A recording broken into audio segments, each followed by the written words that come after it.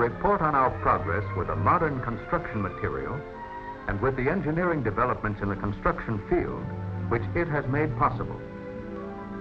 Let's turn for a moment to recent history. Do you remember this? The 1933 World's Fair. Do you remember the new styles, the bright modern appearance of the buildings? Do you recall the interest these things had for home builders? Yes, in the 1930s, a new and promising home construction period was beginning. New materials, new designs, new construction techniques were either introduced or promised for the future. And Americans went for the modern idea as only Americans can. They put them on paper. They wrote them into contracts. They poured them into concrete and built them into the floors and walls and rafters of their new homes of the 30s. Until...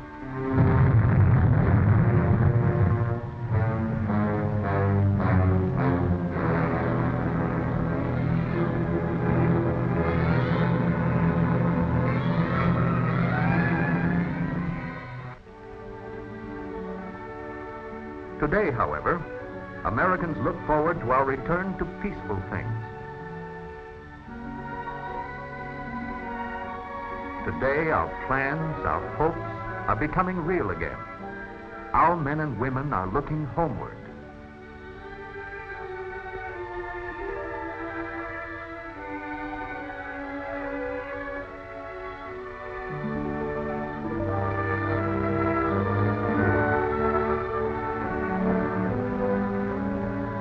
Hopes and plans, houses, homes, these things are symbols of the peace, symbols for the least among us, as well as for the greatest. Of Health, Mr. Woolwich, has recently outlined, and by which we shall have 2 or 3 100,000 permanent houses built or building by the end of the first 2 years after the defeat of Germany. But I do not think we can maintain our position in the post-war world unless we can handle easily and with comprehension the problems and inventions of the new scientific age.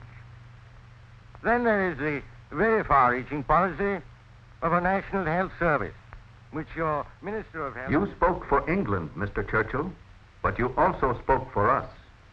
For we shall handle with comprehension the problems and inventions of the new scientific age, and we shall build hundreds of thousands of homes during this post-war return to peacetime activities. Every survey points to the size of this home construction job to be done.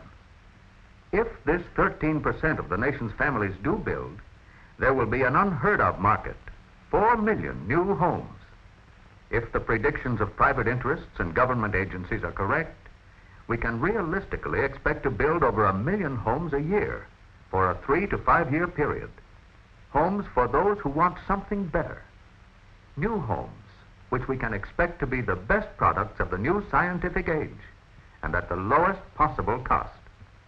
Now, the cost of constructing almost anything can be cut by standardizing on materials and by mass production.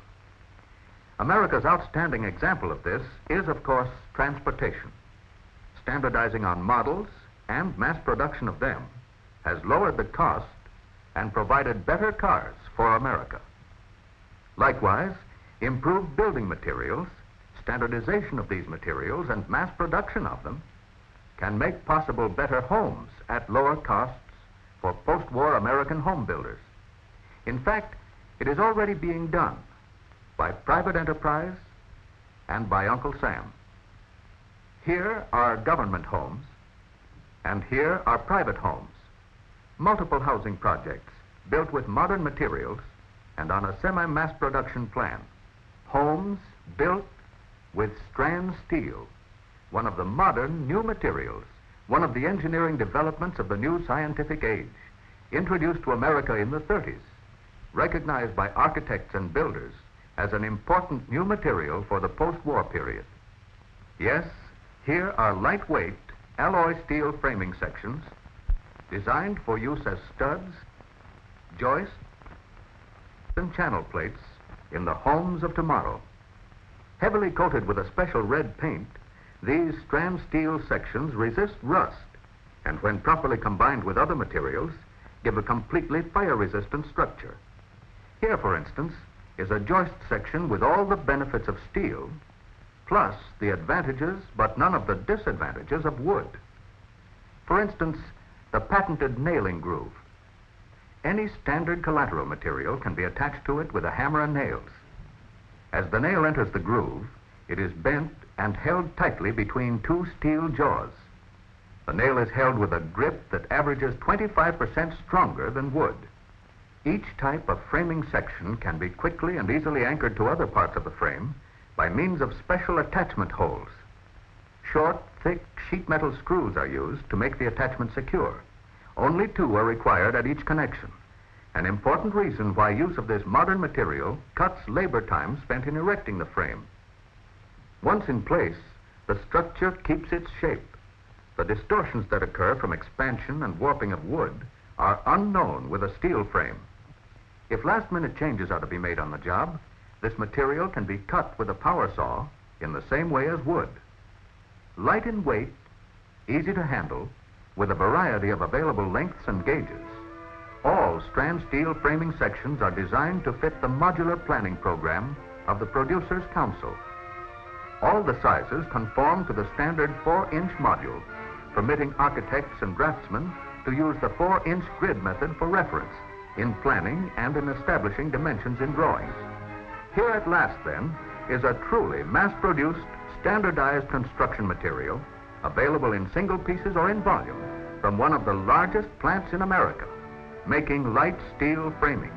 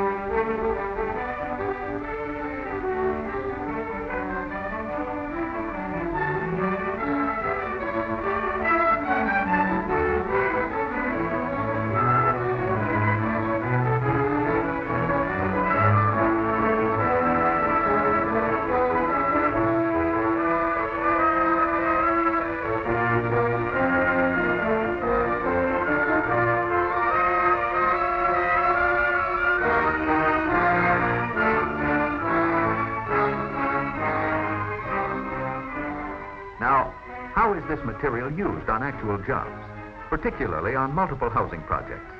What are the erecting techniques that work best with Stran-Steel? Let's get our answer from a contractor like this one, a builder with broad practical experience in the field of multiple home construction. How do you do? I'll be glad to tell you what we know and show you some of our methods. Now, we've been using this Stran-Steel right along, pretty largely on jobs where we're putting up a number of dwellings in one area. I'll talk today about our experience in the Norfolk area, a Navy project that we put up after securing the contract on a competitive bid basis.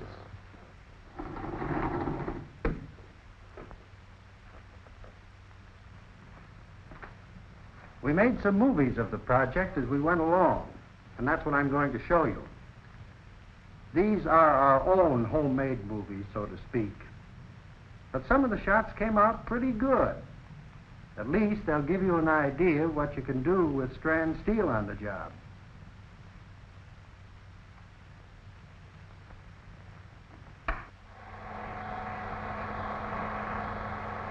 Now, here's one of our first steps in the construction of a single-family dwelling. These are the forms for the concrete foundation. Central heating and laundry facilities for the community eliminated the need for basements, although each home could have had one. The laying of the concrete floor was a matter of pouring and leveling. This made possible all of the advantages and economies of ground-level concrete flooring. Bolts were set in the foundation offset. This gave us a very rigid attachment of the unit framework. And notice that the offset has been waterproofed. Stran-Steel channels are quickly and easily bolted onto the concrete foundation at the offsets. Now, here's where we started to save labor time on the job. Labor for this type of work is easier to get, and the structure goes together much faster. Studs and members were brought from stockpiles already cut to size. Now, they were laid out on the concrete floor. You see, we standardized on most of our dimensions, so we did only a minimum of sawing on the job. However, this shows you how we cut some of the pieces. The various pieces were simply screwed together to form the wall framework. Now, here again we save labor time by using a simpler and yet far stronger type of frame. Here's a window frame being attached to the Stran-Steel studs before erection. Very easy to do, and it makes a tight fit. Up she goes. You can see how easily the main sections of the assembled frame can be handled. The second gable end wall is erected and temporarily braced. Now the rear wall is easily raised into place. You don't need a lot of labor to handle this frame, which is one of the reasons why we were able to underbid on this job. Easy does it, and the four walls are standing. This is a typical framework, fire-resistant, economical in erection, stronger by far than wood construction we might have used. We secured the wall studs to the channel plates with self-tapping screws. That's all we used, and we did it fast. Here's a jig table we used to assemble the roof trusses. The important thing here is that using Stran-Steel, we could get the economies of site prefabrication from mass-produced parts by assembling the units from stockpile of pre-cut members. This shows you how the truss ends were dogged together for welding. Welding the entire truss was a matter only of minutes. Welding was not necessary, but here the size of the job made it economical. We could have bolted these roof trusses together just as well, but we were able to simplify our labor operations better this way. Now notice how the joints were cleaned and painted. Here's a finished truss. And there it goes into place in the framework of the house. 3 men are all you need to lift it. The wooden brace across the top is a temporary support. There goes the second truss. And the third truss is fitted into place. The trusses were screwed to the channel plates. And there's your roof framework, strong and rigid and fireproof. Each truss has nailable surfaces on both top and bottom. The insulating sheathing was nailed directly onto the Stran-Steel wall studs. Incidentally, you can use any collateral material you want. Here the roof boards and roofing are going on over the framework. Here's a number of the single-family dwellings, roofed and enclosed, all completed to the same framework stage and ready for the next phase of construction. By using Stran-Steel members pre-cut to our specifications, we were able to speed up the entire project. On some of the units, we used wire over the sheathing board as a basis for stucco. The wire was cut and nailed to the sheathing. The wire network acted as additional reinforcement for the type of stucco we used. Stucco is only one of the many exterior collaterals which you can use. You have no limitations on this point at all. Steel beads were attached to the corners.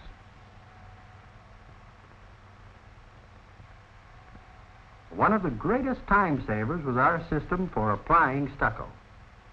We blew it onto the walls. Of course, the windows were protected while the stucco was being applied. A little touching up on the corners and edges, and the plasterer's work on the exterior was done. Here's the stucco drying on a lot of the units. Now we have some shots of the multiple dwellings. Here the first floor wall frames have been erected on concrete foundation. Here we're attaching the second floor joists to the supporting framework. All you need is a screwdriver. Here's a shot of the completed Stran-Steel frameworks on the multiple dwellings. The roofing job is being started. Here you see sheets of corrugated steel being cut to size. We used these steel sheets as a base for our second-story concrete floors. Here's another shot of the entire development under roof.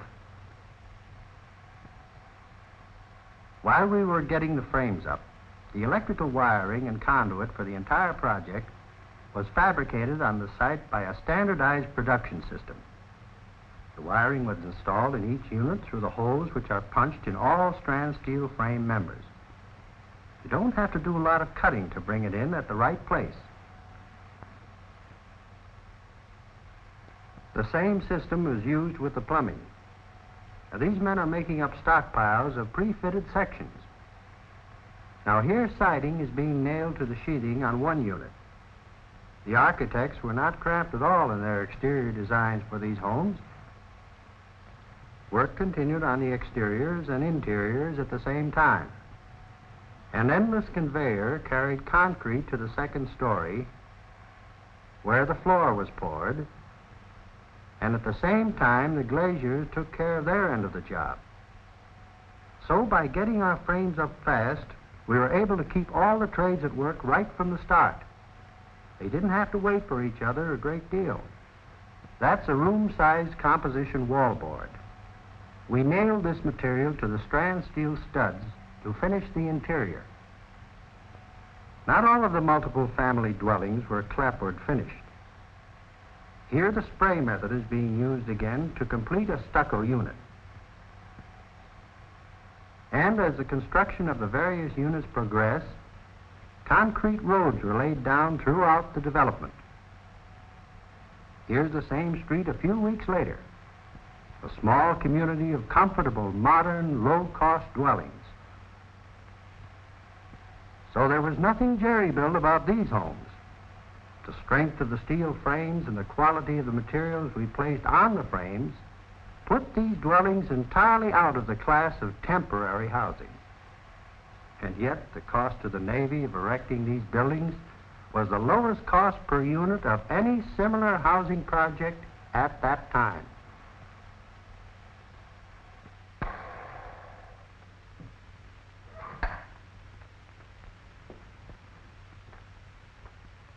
Well, that's the story on that particular project. We knew what we could do with Stran-Steel framework. We were familiar with its economics during construction. And so we bid on the job carefully and got lower estimates from our subcontractors because their work was made a lot easier and faster with the steel framing. The speed with which we built the project was something of a record. They got earlier occupancy, and we got a faster return on our investment. Speaking for our firm, that's the kind of business we like.